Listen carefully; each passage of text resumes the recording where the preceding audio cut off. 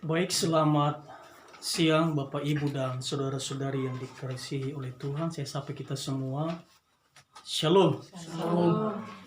Pada kesempatan yang berbahagia ini, tentu kita tak henti-hentinya mengucap syukur karena pertolongan Tuhan dalam kehidupan kita tak pernah berkesudahan. Bapak Ibu dan saudara-saudari yang terkasih di dalam Tuhan, firman Tuhan bagi kita pada kesempatan ini yaitu berbicara tentang perjumpaan. Berbicara tentang perjumpaan Nikodemus dengan Tuhan Yesus. Kalau kita memperhatikan nanti dalam ayat yang pertama dikatakan di sana adalah seorang Farisi yang bernama Nikodemus, seorang pemimpin agama Yahudi. Berarti kita melihat di sini bahwa Nikodemus adalah seorang pemimpin agama Yahudi. Berarti dia ini bukan orang sembarangan. Dia ini orang yang memiliki pengaruh dan memiliki nama di antara bangsanya pada saat itu. Tetapi kalau kita memperhatikan nanti firman Tuhan ini, dalam ayat yang kedua, di sana dikatakan, ia datang pada waktu malam kepada Yesus dan berkata, Rabi, kami tahu bahwa engkau datang sebagai guru yang diutus Allah. Seorang pemimpin Yahudi pada saat itu mengambil kesempatan pada malam hari.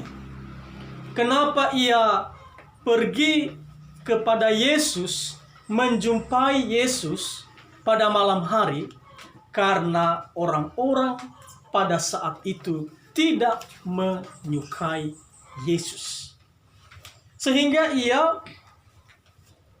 datang kepada Yesus dalam situasi malam hari.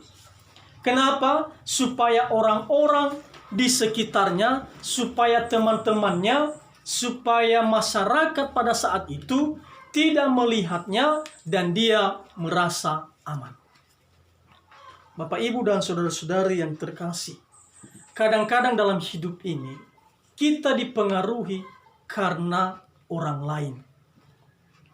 Kadang-kadang hidup kita, kalau kita persenkan, bisa saja 80% hidup kita ini karena dipengaruhi oleh orang lain. Karena orang lain, karena perkataan orang lain, karena penilaian orang lain. Sehingga kadang-kadang kita terbatas dan terkurung. Kita tidak melakukan sesuatu karena kita takut dengan orang lain. Itulah yang terjadi dalam kehidupan realita pada saat ini. Dan inilah yang dihadapi oleh seorang pemimpin agama yang bernama Nikodemus. Bapak, Ibu, dan saudara-saudari yang terkasih di dalam Tuhan.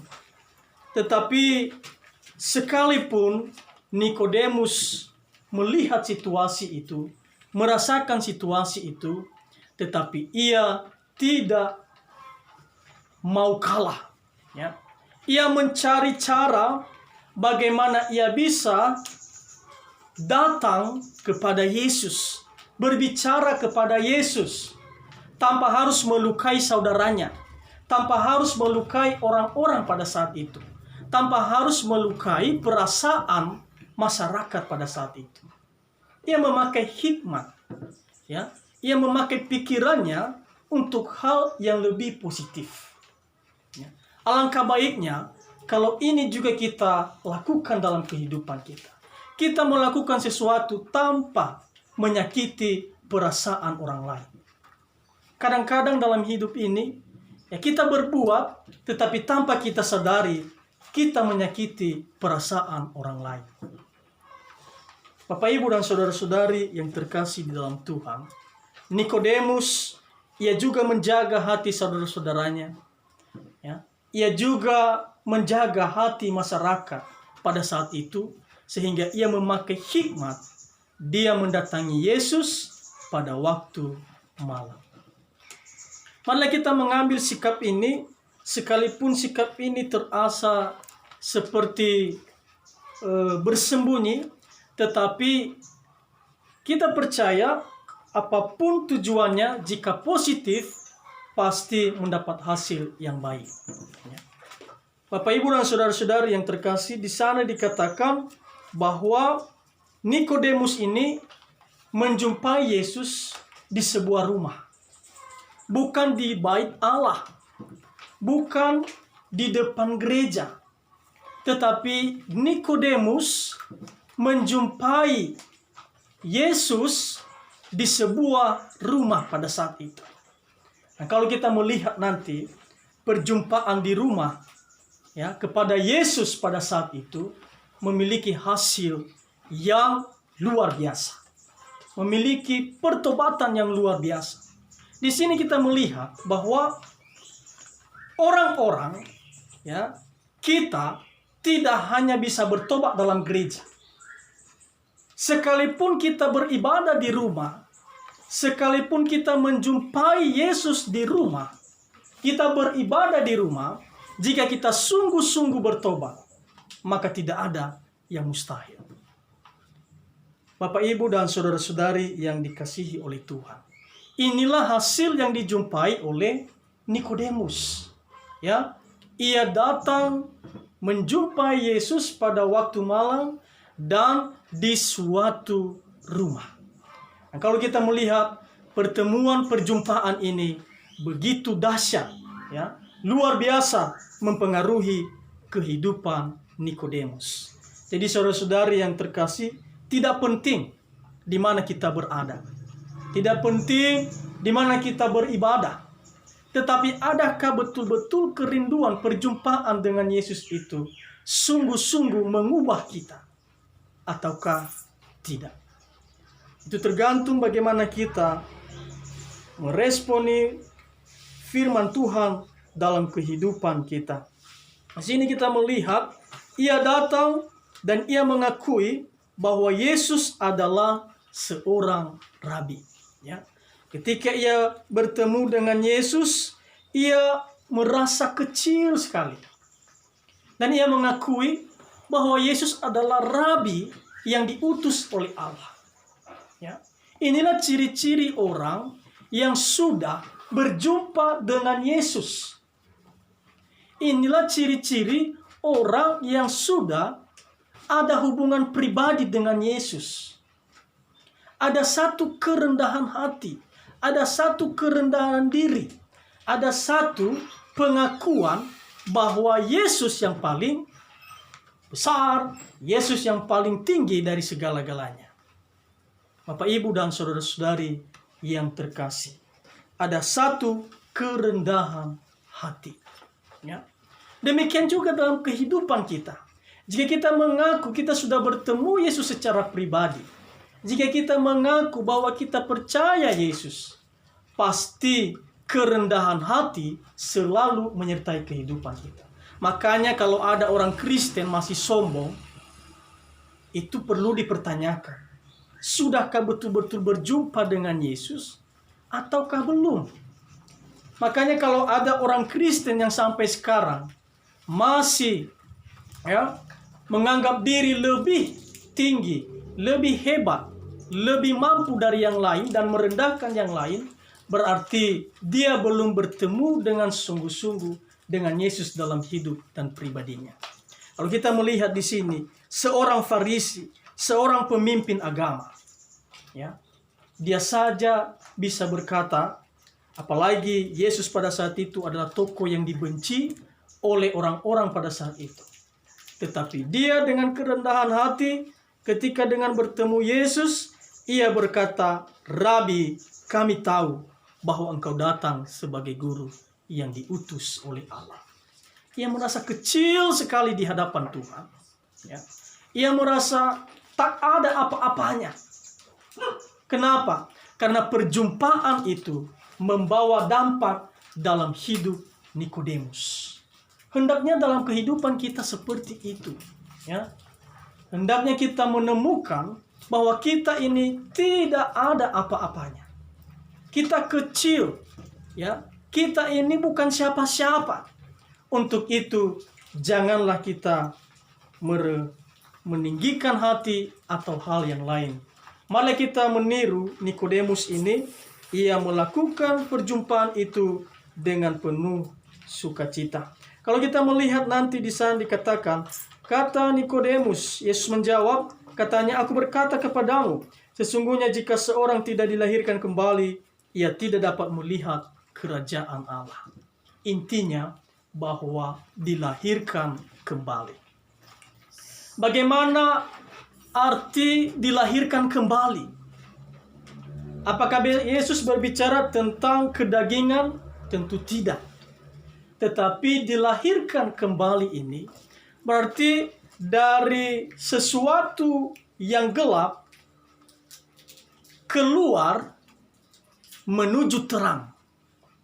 Itulah yang disebut dengan dilahirkan kembali. Ya, ada pribadi yang baru. Kalau kita melihat proses persalinan, ya, dalam rahim, dalam tempat, dalam wadah yang gelap, dan keluar pada terang dunia ketika dilahirkan. Demikian juga orang-orang yang dilahirkan kembali dalam hidupnya. Ia keluar dari kegelapan tempatnya ia berasal dulu dan menuju terang Kristus. Ya. Dia dari hal-hal yang gelap dan menuju kepada terang Kristus itu sendiri. Kalau kita sudah melaksanakan demikian, kalau kita sudah merasakan demikian, maka kita adalah orang-orang yang dilahirkan kembali. Bagaimana orang yang dilahirkan kembali? Bagaimana bayi yang sudah dilahirkan kembali? Setiap orang pasti menginginkannya. Ya. Dia pasti dirindukan. Ya. Demikian juga dalam kehidupan kita. Jika kita sudah dilahirkan kembali, keadaan kita, ya, pasti tetap dirindukan. Ya. Kepribadian kita dirindukan. Kalau kita sudah dilahirkan kembali, seperti halnya seorang bayi. Ya. Tetapi begitu celakanya, jika dalam kehidupan kita, pribadi kita tidak pernah dirindukan. Betapa celakanya, jika karakter kita tidak pernah dirindukan oleh orang-orang di sekitar kita. Ya. Apalagi kalau orang tua kita sampai tidak merindukan keberadaan kita di rumah. Ya. Kenapa? Karena proses kelahiran kembali itu, dari gelap menuju terang itu, tidak kita alami dalam hidup kita. Hendaknya kita semua, ya, berdoa supaya kita dalam hidup ini tiap hari kita dilahirkan kembali oleh kuasa Roh Kudus itu. Tentu di sini dikatakan, jika seseorang tidak dilahirkan kembali, maka ia tidak masuk ke dalam kerajaan Allah. Ya. Ini satu kunci. Ya. Jika seseorang tidak dilahirkan kembali, ia tidak bisa masuk ke dalam kerajaan surga. Marilah kita berlomba-lomba, berusaha supaya kita boleh dilahirkan kembali, meminta pertolongan Tuhan, supaya kita tidak dilewatkan dan kita bisa menikmati kerajaan Allah itu bersama dengan Yesus. Bapak, Ibu, dan saudara-saudari yang terkasih di dalam Tuhan, di sini kita melihat nanti dalam kehidupan selanjutnya Nikodemus ini, ia membela Yesus. Dalam pasal-pasal berikutnya nanti, bahkan ia bersama-sama menurunkan Yesus dari kayu salib.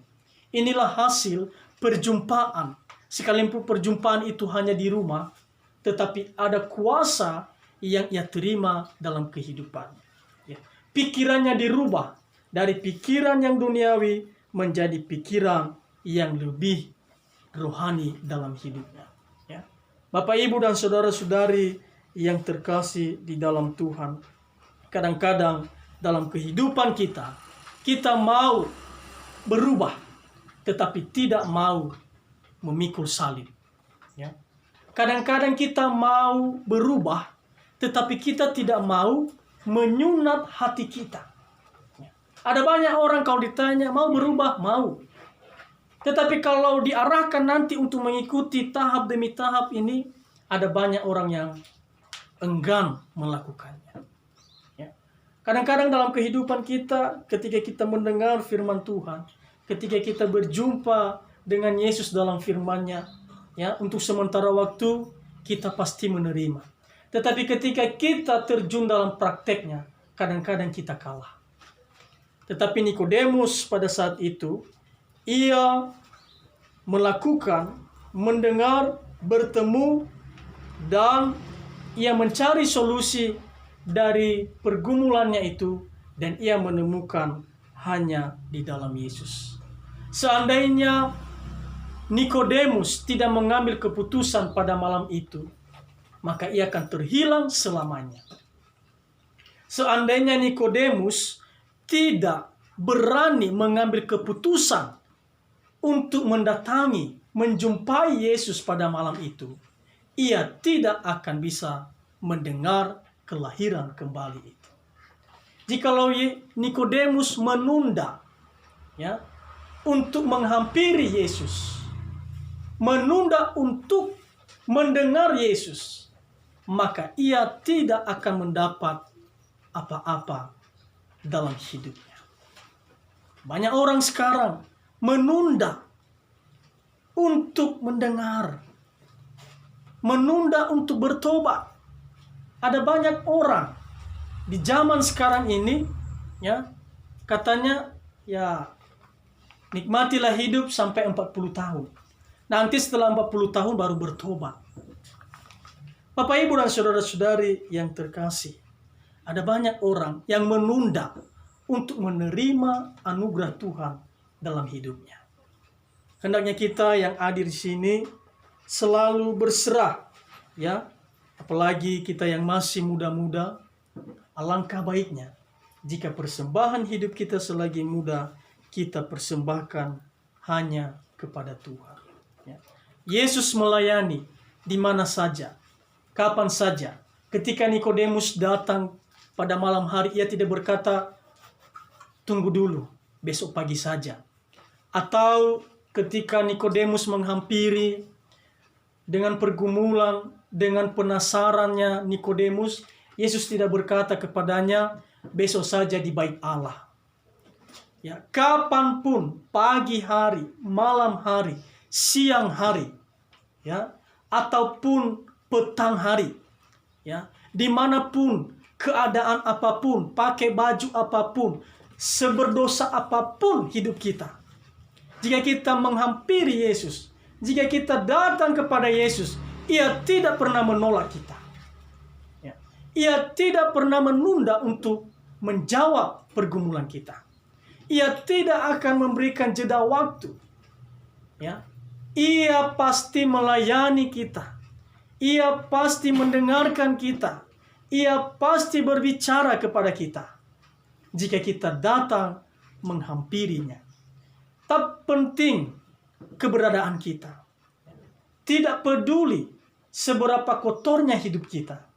Jika kita menghampiri Tuhan, ia tidak akan menunda untuk menjawab pergumulan kita. Bapak, Ibu, dan saudara-saudari yang dikasihi oleh Tuhan, Yesus sangat baik. Untuk itu, dia menerima siapa saja. Baik miskin, kaya, orang terpelajar, orang yang masih tahap belajar, siapapun keadaan kita, ia menerima. Jika kita mau datang mendengar dan berbicara kepadanya. Hanya oleh pertemuan itu, perjumpaan itu, Nikodemus diubahkan.